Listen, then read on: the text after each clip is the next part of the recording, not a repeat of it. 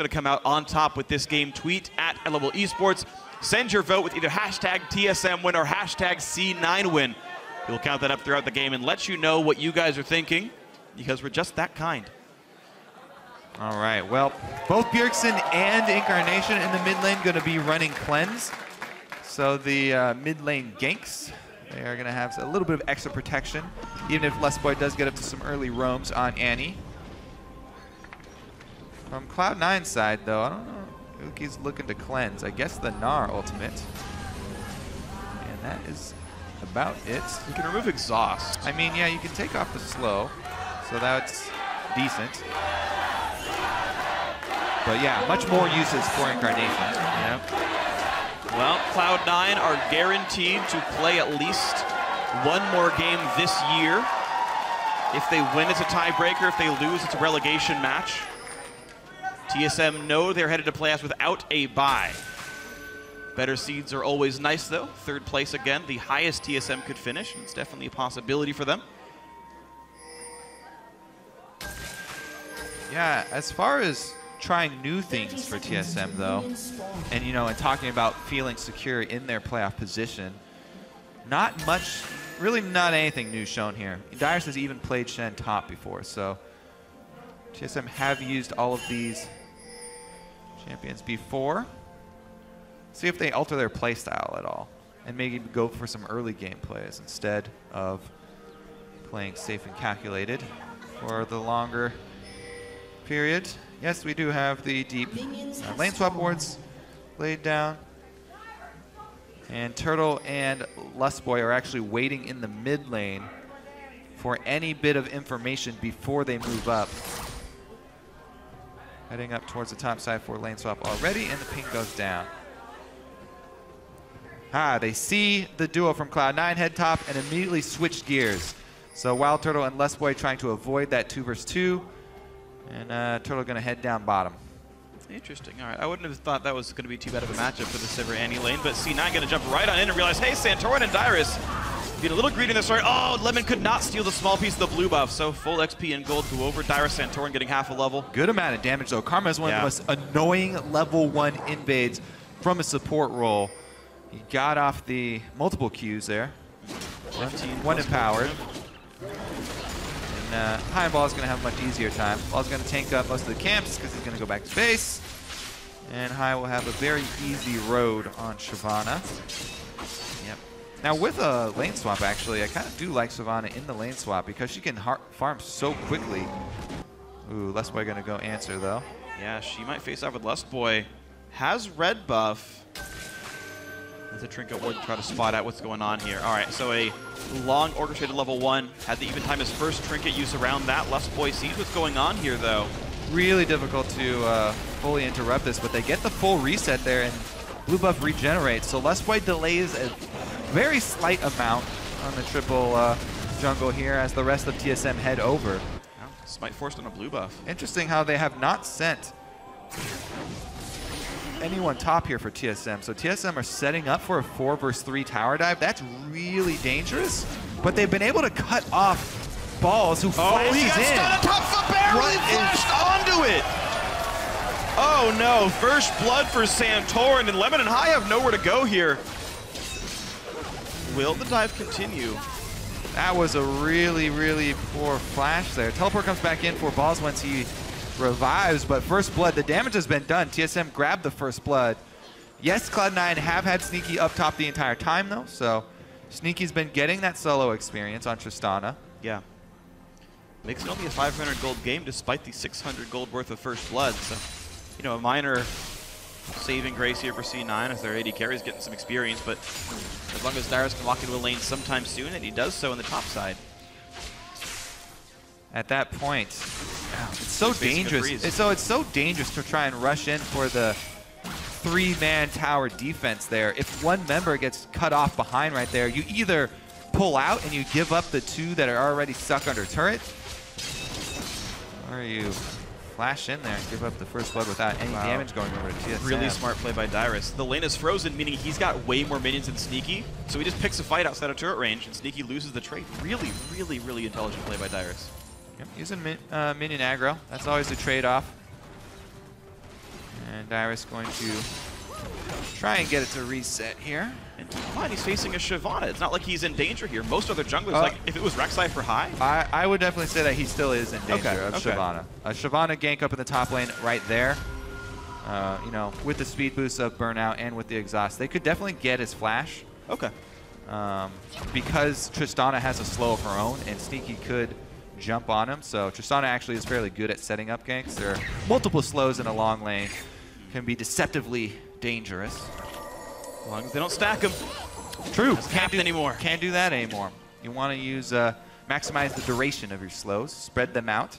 And High has that same issue, of course, himself. He'll have red buff half the time, and he went Chilling Smite. So we'll see if High does it right. Started jungling right about the time that patch went out, so hasn't had too many bad instincts to cover up. First recalls come through for the mid laners. Chalice for Incarnation. Bjergsen upgrading his Death Ray and getting a set of boots here.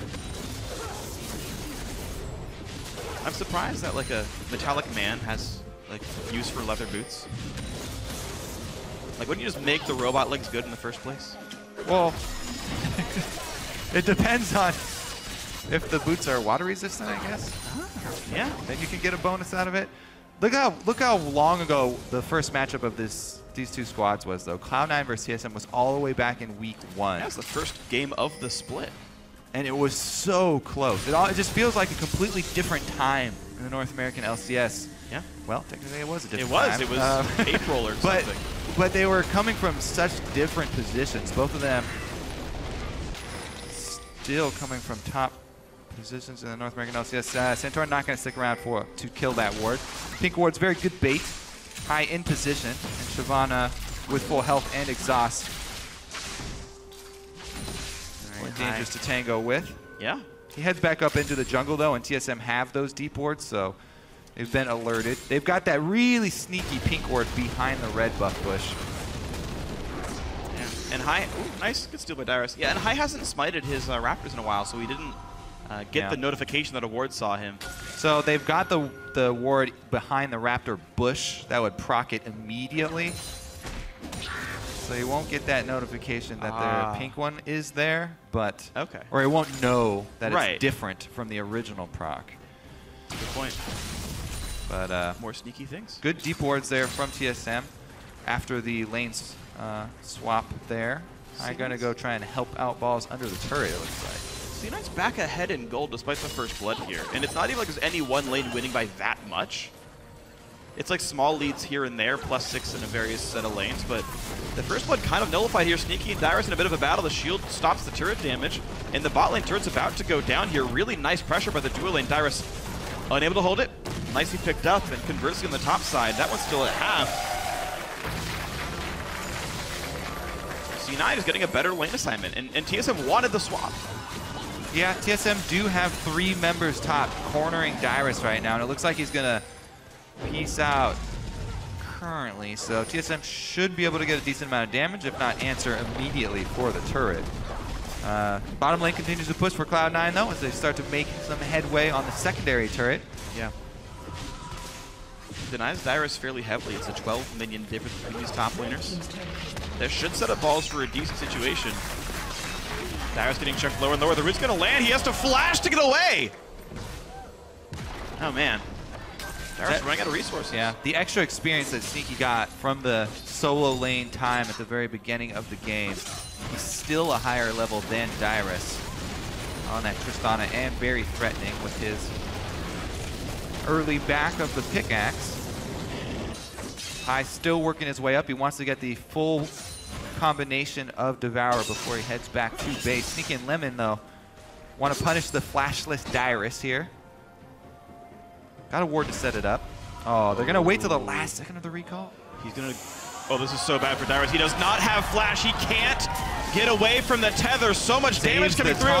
Didn't go for the rocket jump damage, but the ultimate's going to knock him down. Nicely done by Sneaky. The kill on a Dyrus didn't see it coming. The patience there of Cloud9 and dropping that trinket ward in the middle of the lane before retreating to the brush. Smart play from the duo of Cloud9. They're able to earn themselves a kill and even up the scoreboard there. Cloud9 now easily ahead in gold of TSM.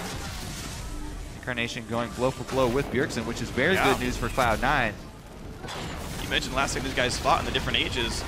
Incarnation was down 100 CS at like 25 minutes in that game. It was ridiculous how far behind he was.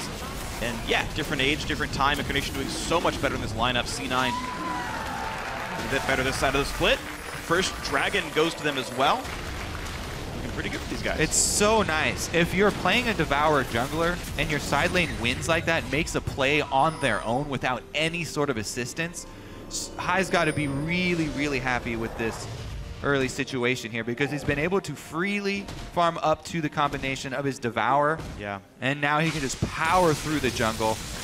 Both the side lanes here easily controlled for Cloud9 as they both recall. And there's the BF sword by for Tristana. Sneaky working towards his Infinity Edge. Hasn't gone for the Avarice Blade, which is a very common early buy for him. Hai does have a Raptor proc finally. Yeah.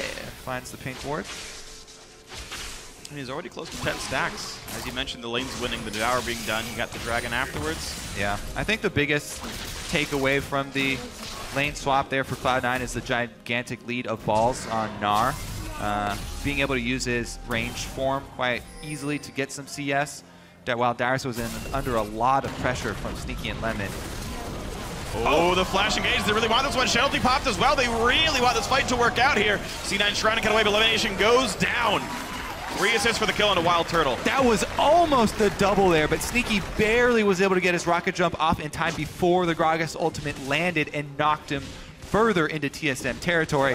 Big play there from TSM though, collapsing on the turret as Cloud9 tried to go back to normal lanes and set up the defense here. It does mean that Balls gets to increase his lead over Darius with the minions though. Darius gonna just use his teleport now to get back to lane. Bonus of Shen having 2 global teleports. Yeah, really nicely done. Balls not denying much here. Hyper versus the Q. Darius regenning up enough that he's going to be just fine with this trade. The Hex Drinker not yet winning for Balls. This Gnar sitting on only 500 gold here, so it's not like he's going to get farther ahead after shopping. Choices for Darius definitely helping him out here. The 30 CS difference still keeps the gold fairly close. A great shockwave, the Kaidos Bjergsen. He's still got go flash. Hai can't quite reach it. Ooh. Yeah. Dangerous to try and jump over Gragas. He can body slam you out of your ultimate. Panthorn's quick about it. Hai doesn't risk the situation. Bjergsen had both summoners. He might try now. Chilling Smite used. Hai doesn't want to dive yet again. A bit of patience on the no tank stats jungler here. I actually like that Hai isn't tunneling on just farming camps as well. It's one of the big things I think that people underestimate Devour because they feel like they have to farm up to get sated. It's actually a fairly efficient item. Buying it, just the stats on it, you don't have to get sated for it to be good. The problem that people run into with Devour is that attack speed is not a good stat to rush in this game. Yeah. Attack speed is much better once you already have some sort of damage, so it's not the best stat to rush for junglers. Very few junglers actually can really make use of it early, like Kayle and Shyvana, so I like that he's not tunneling on it. He was actually helping the team get the tower push in there, try and gain some pressure for them. And now he'll just return to farm in the jungle. All right, 10 stacks when we last saw him in the lane. Let's catch up with his growth later on here. Blue buff, I believe, just safely went to Bjergsen, so no heavy counter jungling by Hai. The CS difference also not even that big between the two of them. Bot lane squares off. Incarnation versus Bjergsen. Blue buff line's going to go for the play again. Shockwave comes in, and here comes Hai. Does not go for the dragon form over the top of it. And Bjergsen yet again able to walk away without summoners. Yep, still holding on to his flash. Bjergsen, oh, he's not in too much danger. Less Boy and Lemonation, the support. All right, never mind. Lustboy barely fights back, didn't even earn his full he wanted to keep his stun here for the team play, it looks like. Didn't want to waste his stun on the 1v1 support duo. Well, Incarnation nearly out of mana and missing an ultimate means there's not a lot of fight back. And that's a good smite for Santorin. He just gave Bjergsen his blue and took away Incarnations. This matchup might get better for the TSM side. This game's still incredibly close, a 200 gold game. power traded pretty equally across the map, while Balls holds a 50 minion lead. Wild Turtle. Oh, we got it. Nice. A little bit of counter jungling for both sides. Carnation able to grab that one. The deep wards there from Cloud9 paid off though inside the blue jungle. Or for TSM, excuse me. Yeah.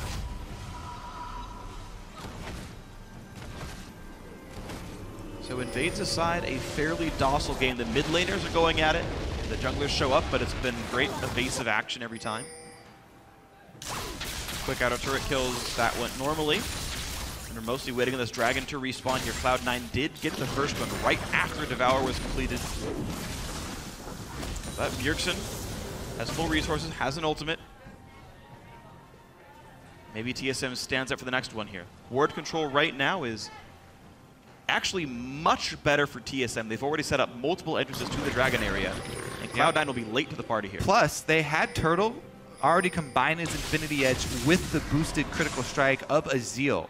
So Turtle's already at a pretty good spot here. They've been funneling him into the side lanes and using the Sivir, Ricochet, and Boomerang combo to quickly push the wave so that they can then get in position for fights like this. TSM doing a very good job jockeying for this dragon. Usually they give up a lot of the early dragons, but now with Sivir having such a good lead and Victor in the mid lane. Yeah.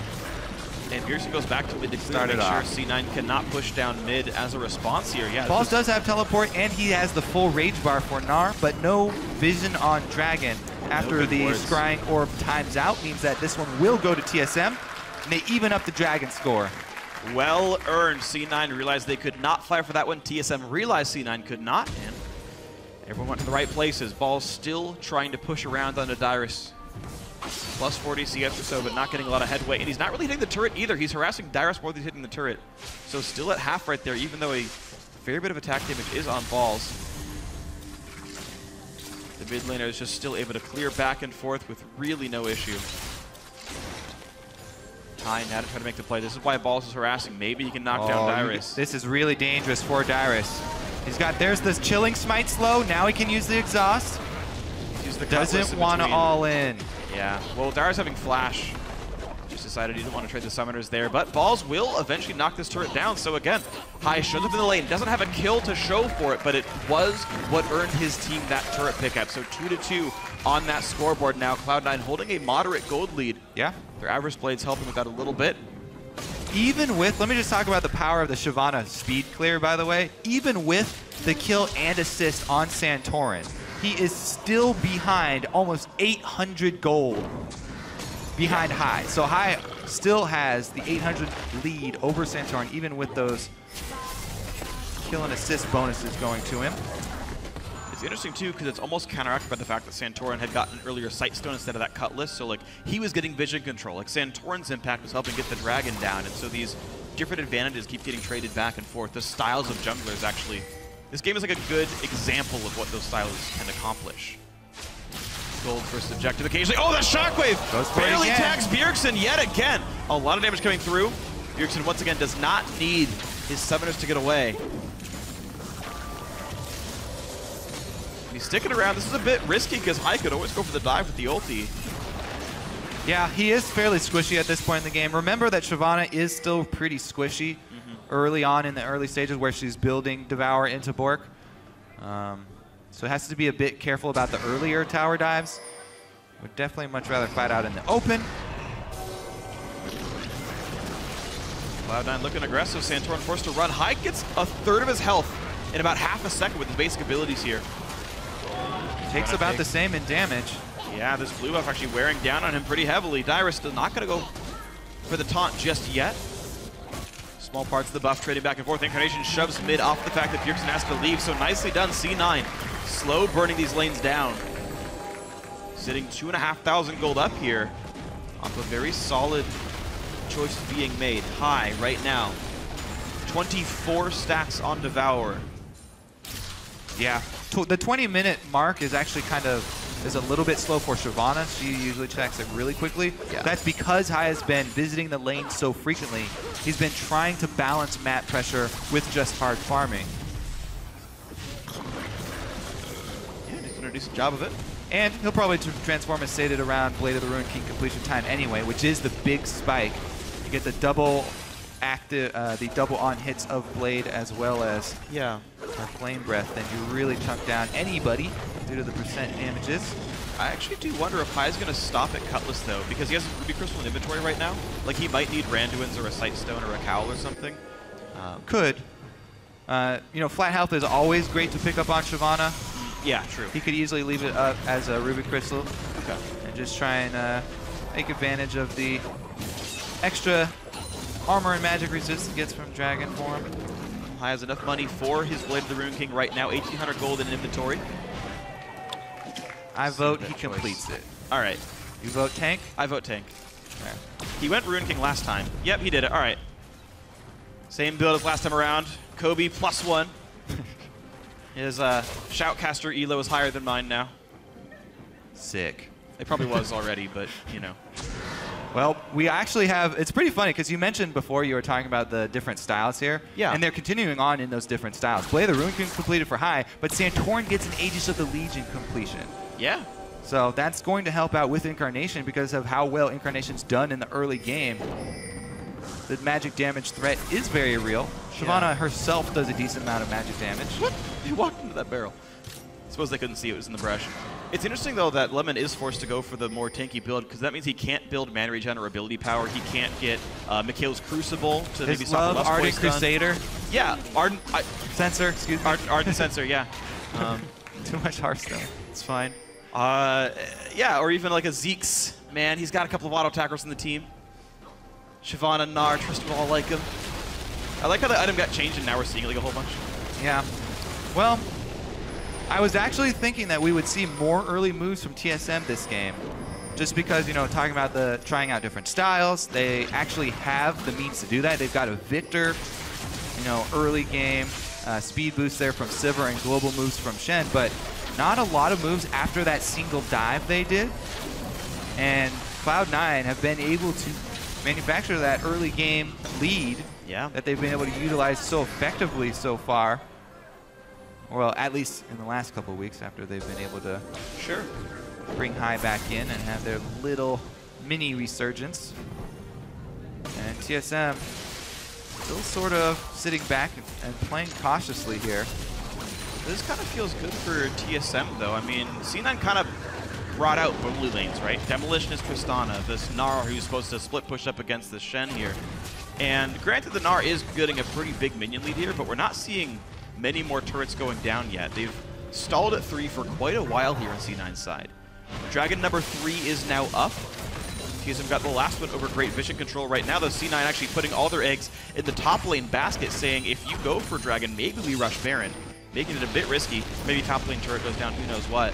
The thing is, Shyvana can kill Dragon all by herself really, really quickly, especially because of the Blade of the Ruined King build and the Sated being completed now. Yeah, it's a trivial objective for Hai to take. If you leave it unattended for a split second, he can sneak in there.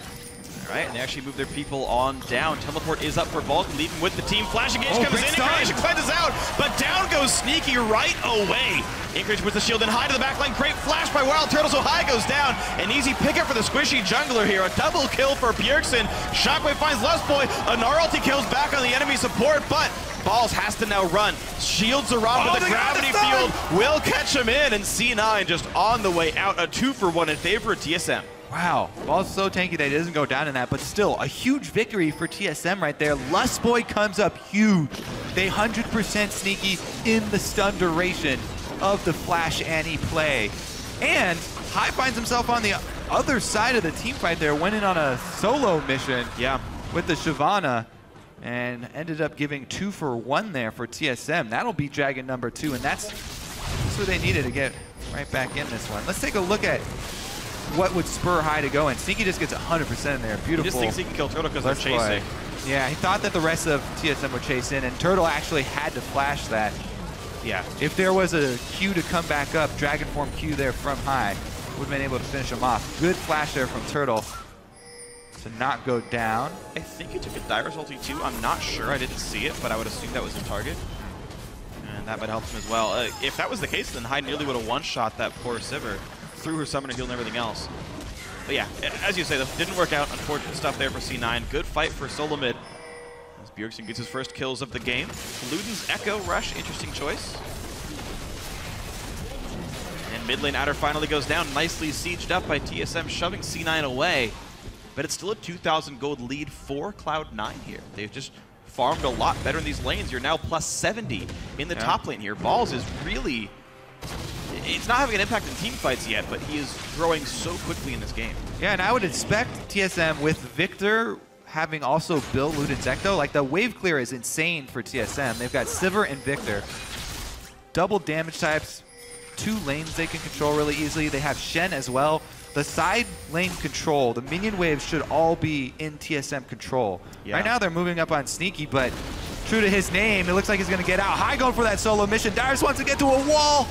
Well, he's going to be able to jump away, and High cannot follow with the ulti on cooldown. Shockwave, oh, Lust Boy oversteps his bounds, and a kill comes back. C9 feeling good about this one. Balls is tanky. He wants it on Bjergsen, gets stunned by the gravity field, does not land the boomerang. So High is still on the run, landing the skill shots. Well, that's Bjergsen. What did I say? It's okay. High's also running. He's coming up. He's trying to cut him off. He's trying to win the High's coming through the jungle. There's 3 mid laners in this game. It's really confusing. Everybody's running. And yeah, movement is life, freak. What? All right, everyone walks away. Everyone's fine. The marathon running around the map trying to get away. If there was an R chasing me, I would definitely run faster, so I understand that. All right, well, let's see if we can make anything happen after this. Cloud9 did get a couple kills there, but not much taken. TSM still look to have a bit better. Well, actually, the business control is pretty even now. A lot focused around the Baron area. And they're all, for C9, they are almost all defensive wards. And as you say, they are around Baron. Well, TSM can actually track a few of the jungle exits from C9. So the Sightstone, I think, helps Santorin so safe as he runs around the map. He can go for these deeper wards without dying. And High is out of item slots to bring wards in. Plus, he's got a sweeper and not a totem. So he can't provide that same type of vision that Santorin can. Solomid have been doing a better job of finding picks in general. Void Staff done for Bjergsen. His burst damage going to be very high. All right, I'm going to keep updating you on the gold difference between junglers because of the style and because I am a fan of Sated. I want to see more Sated using competitive. But yeah, it's 1900 right now. It's ridiculous advantage for High, even with him having a death and 0 kills. Santorin has been participating with the kills for the team. The pressure that you get from Shyvana, just the amount of damage she can do to neutral monsters and bullying people off the map. We see multiple times he catches Dyrus or he goes after Turtle. He can do enough damage. Yes, he's not able to finalize the kills here because of the lack of mobility and hard CC. But he's punching positioning, and now he's going to go after Turtle. Oh, Sneaky brings the slow. On way too much damage. Goodbye.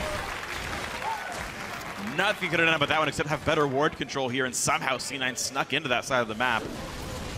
Lustboy wants to get his jungle back, but Sneaky pushes out Santorin. Lustboy is way too squishy to fight this at all. And High continues to play bodyguard with Dragon Form up. Now they've got open time on the turret. Tristana loves that. Gonna burn this down really quickly. What a great pick by C9. A single kill, finding out Wild Totem without some wards, and a turret goes down as a result. With all the defense, even Incarnation got the push in mid. That one's down to 2/3. Talked about Dragon being a trivial task here. A Baron is really easy for them to take as well. And Cloud9 head right over. Balls teleports in. There's the transformation as well. TSM knows C9 killed a ward on the way over, but a 4,000 health Baron Nashor. Here comes Lustboy. Massive stun, but there's no follow-up yet from Bjergsen. No ult, no E. In comes the push. Baron Nashor is slain, and the Balls ulti is going to find Bjergsen and Lustboy. But the burst comes back through. Still not enough. Incarnation with 2 kills in the Shockwave. Sneaky on the chase to keep the season's hopes alive. It's going to be a big one. There's the 4th kill of the fight. Wild Turtle walks up the explosive charge. That's an ace. Cloud9 firing. And with the Baron buff, they're going to be able to get turrets after it as well. So straight up mid lane. Sated Devourer Shyvana crushing the Baron, crushing the champions. Incarnation peeking late enough into the split. They're going to knock down, it looks like, an inhibitor for all this. And a massive lead now for C9 here. Definitely one of the biggest improvements for Cloud9 in their recent victories has been the play of Incarnation. finally finding it. It's Orianna. Tim finding champions that he knows and likes to play. This is his 4th Orianna game in the last 5. Look at this thing just melt. Blade of the Ruined King, Shyvana Flame Breath active. Look at that laser, it hits balls only. It was such a great setup there from Lessboy. Then Santorin knocks all the pins down, but no damage there because Turtle's not here. So this is a 4-on-5. Even with Baron, Hai's able to stay on it. And once Balls comes in for that Gnar ultimate, there's no hope for TSM. Sneaky runs past the gravity field, by the way. Just barely, too. Moving just ahead of it, keeping the red buff slow on. And look at the rocket jump and flash forward there to get the final kill on Turtle. You know what's funny, actually? That fight reminds me so much of C9 vs TSM Game 1 back in May. A beautiful engage. Bjergsen could have flash ultied 3 people in that fight. Flash was up, ulti was up. And just like the Dragon fight from back in May, he just like, I'm going to hide, I'm going to wait, I'm going to play more defensively, like he's playing a Kog'Maw, like he's playing an Azir. You think this push gank is going to work out for you? Don't think they're going to catch anybody because Hai's just going straight mid.